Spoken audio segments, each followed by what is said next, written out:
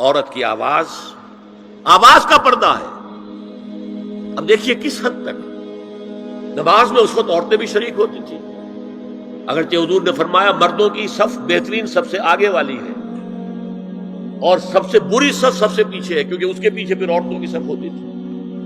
اور عورتوں کے لیے سب سے اچھی صف سب سے پچھلی والی ہے اور سب سے بری سب سے آگے والی ہے. سب سے آگے والوں کے سامنے پھر مرد ہوتے تھے، ان کی پشت ہوتی تھی. تو اسی طریقے سے اگر غلطی کی ہے تو مرد جو ہے کہے گا سبحان اللہ. امام سے غلطی ہو گئی ہے، مرد کیا کہے گا؟ سبحان اللہ. عورت کیا کرے گی؟ اپنے ایک ہاتھ کے پشت پر اپنا ہاتھ مارے گی، اپنی آواز نہیں نکالنی. آواز کا پردہ، چھونے کا پردہ یہاں تک ہے کہ حضور نے کبھی کسی عورت سے ہاتھ نہیں ملایا. اور آپ جب بیعت بھی لیتے تھے تو بس زبانی الفاظ کہلوائے اور کہا ٹھیک ہے بیعت ہو گئی. یا ایک کپڑا پکڑا، اس کا ایک سرا اپنے ہاتھ میں دوسرا سرا اس خاتون کے ہاتھ میں. یا ایک تشت کے اندر پانی بھرا، اس میں ایک طرف اس نے انگلیاں ڈال لی اور ایک طرف حضور کی انگلیاں. لیکن مسافر لا اسافر النساء، ایک دفعہ ہوا بھی کہ بعض خواتین نے جب بیعت کی ہے تو پھر انہوں نے ہاتھ آگے بڑھایا مسافر کے لیے. حضور نے فرمایا انی لا اسافر النساء، میں عورتوں سے مسافرہ نہیں کرتا. اسلام میں پردے کتنے ہوئے؟ پہلا پردہ 4 دیواری، گھروں میں رہو، یہ پہلا پردہ ہے. جیسے ڈیفنس لائنز ہوتی ہے نا فوج کی، یہ فرسٹ ڈیفنس لائن، سیکنڈ ہے، تھرڈ ہے. پہلی کو عبور کر کے کوئی آ جائے تو سیکنڈ ہے، سیکنڈ سے گزرے تو نہیں. پہلا پردہ 4 دیواری، اس میں محرم آئے گا. اب دیکھیے اسی پر ہماری تہذیب استوار ہوئی، اسی پر ہمارا آرکیٹیکچر بنا. گھر ایسے بنے کہ مردانہ علیحدہ زنانہ علیحدہ. چھوٹا آدمی ہے تب بھی بیٹھک علیحدہ، بیٹھک باہر سے کھلے گی اور پھر ڈیوڑی سے ہو کر پھر گھر کے اندر جائیں گے. مرد آئیں گے تو یہاں بیٹھیں گے، اندر نہیں جائیں گے. اندر تو صرف وہی جائیں گے جو محرم ہے، ابدی محرم. دوسرا پردہ ستر، گھر کے اندر جو محرم آ گئے ہیں ان کے سامنے چہرہ تو کھلے گا، باقی جسم کا کوئی حصہ بھائی بہن کا نہیں دیکھ سکتا اور باپ بیٹی کا نہیں دیکھ سکتا، بیٹا ماں کا نہیں دیکھ سکتا. یہ ستر. عورت پوری کی پوری عورت ہے. عورت کہتی ہے چھپانے کی چیز ہوئی. عورات النساء، عورتوں کی چھپی ہوئی چیزیں جن پر ظاہر نہیں ہوئی. لم یظہروا علی عورات النساء، ابھی تک ہم نے لفظ پڑھایا بھی. تیسرا پردہ ہے چہرے کا پردہ، یہ ہے غیر محرموں سے. اور جب کہ گھر سے باہر نکلنا ہو اس کے لیے سورہ احزاب میں نے کہا تھا گھر سے باہر کا پردہ، چہرے کا پردہ وہ غیر محرموں سے ہے، اور گھر سے باہر نکلے گی تو غیر محرم سامنے آئیں گے. یا ایھا النبی قل لازواجک وبناتک ونساء المؤمنین یدنین علیہن من جلابیبہن ذالک ادنی ان یعرفن فلا یؤذین وکان اللہ غفورا رحیما. اے نبی صلی اللہ علیہ وسلم کہہ دیجئے اپنی بیٹیوں سے اور اپنی بیویوں سے اور مسلمانوں کی خواتین سے. اب دیکھیے یہ سورہ احزاب ہی میں ہو رہا ہے. شروع میں یا نساء نبی سے بات چلی، استیزان بھی صرف نبی کے گھر میں داخل نہ ہو اذن کے بغیر.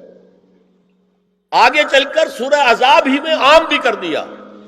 قل لازواجک وبناتک ونساء المؤمنین، کہہ دیجئے اپنی بیویوں سے، اپنی بیٹیوں سے اور اہل ایمان کی خواتین سے، یدنین علیہن من جلابیبہن، کہ وہ اپنے چہروں کے اوپر اپنی جلباب کو لٹکا لیا کریں،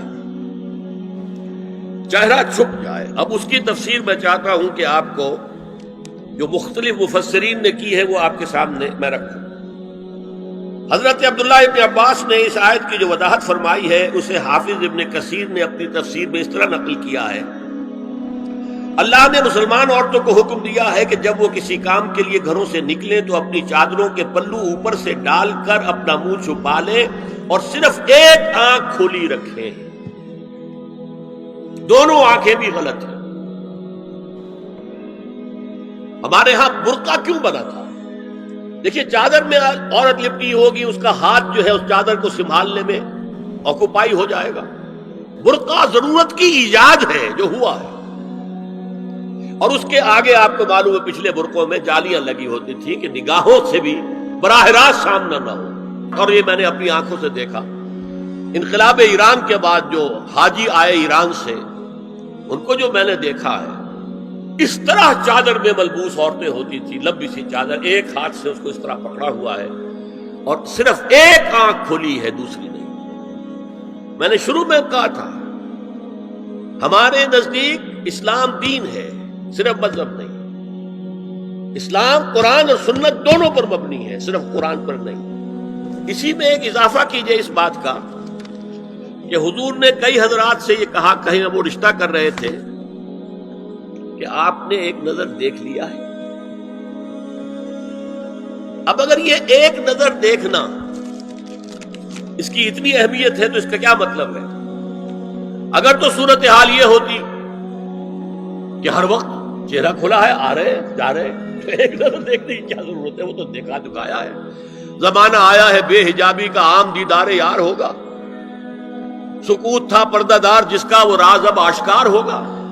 تو ظاہر بات ہے وہاں پردہ ہو گیا تھا، تبھی تو تھا نا کہ ایک نظر دیکھ لو۔ آپ نے پوچھا ایک صحابی سے کہ رشتہ کہاں کیا؟ وہاں کیا ہے۔ تم نے ایک نظر دیکھ لیا ہے؟ اس خاندان کی آنکھوں میں کچھ نقص ہوتا ہے، دیکھ لو، بس ایک نظر دیکھنا ہے، اس کی اجازت۔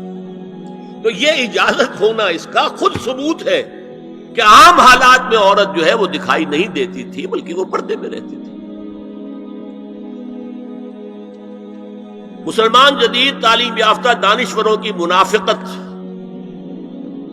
وہ کہتے ہیں یہ پردہ وردہ سب مولویوں کی ایجاد ہے۔ کبھی کہہ دیتے ہیں یہ تو ہندوستان میں راجپوتوں کا پردہ ہوتا تھا، تو مسلمانوں نے یہاں یہ پردہ ایجاد کر دیا۔ میں نے دیکھا ہے عرب کی بدو خواتین کو مکے سے مدینے جاتے ہوئے نظر آتی ہیں۔ ایک خاتون اونٹ کی پوری قطار لے کر جا رہی ہے، ہاتھ میں لاٹھی ہے، پورا مکمل پردہ، چہرہ چھپا ہوا، آنکھوں کے اوپر بھی کوئی انہوں نے وہ حجاب سا بنایا ہوتا ہے، خاص سجا سا، اور ہاتھوں میں دستانے، پاؤں میں جرابیں۔ یہ کون سے راجپوتوں کا پردہ سعودی و عرب کی جو ہے ریگستانوں میں پہنچ گیا؟ بدو جب آتے ہیں اپنی عورتوں کو اسی حال میں لے کر آتے ہیں، اور ان کا یہ ہے کہ وہ احرام کا معاملہ بھی یہ ہے کہ یہاں چھجا بنا کر آگے چادر لٹکا لیتے، صرف چہرے سے مس نہ کریں بس۔ اور وہ پھر اپنی خواتین کو جب طواف کراتے ہیں تو ان کے گرد گھیرا ڈال لیتے ہاتھ سے ہاتھ پکڑ کر، تاکہ کسی اور کے ساتھ ان کا نہ کندھا لگے اور نہ کوئی اور جسم کا حصہ بس۔ یہ پردہ وہاں کہاں سے آ گیا؟ سر سید کا واقعہ تو میں آپ کو بتا چکا ہوں۔ اب ذرا علامہ اقبال، میں منافقت اس لیے کہہ رہا ہوں کہ ایک طرف ہمارا جدید دانشور طبقہ، مولوی ملاٹے دیوبندی ہوں، فلاں ہوں، یہ ہوں وہ ہوں، یہ دقیانوسی ہے، اصل میں تو سر سید احمد خان، اور پھر علامہ اقبال۔ علامہ اقبال کا حال کیا ہے وہ سن لیجئے آپ۔ انگریز سرکار لارڈ ولنگٹن کے زمانے میں علامہ اقبال کو اپنا گورنر بنا کر جنوبی افریقہ بھیجنا چاہتے تھی۔ من جملہ دیگر شرائط کے ایک شرط یہ بھی تھی کہ تمام سرکاری تقریبات میں بیگم اقبال ان کے ہمراہ ہوں گی۔ علامہ اقبال نے یہ کہہ کر اس پیشکش کو ٹھکرا دیا، بے شک میں گناہگار مسلمان ہوں اور اعمال کے اعتبار سے مجھ سے بہت سی کوتاہیاں سرزد ہوتی ہیں، تاہم میں اتنا بے غیرت نہیں ہوں کہ محض ایک سرکاری عہدے کی خاطر اپنی بیوی کو بے پردہ کر دوں۔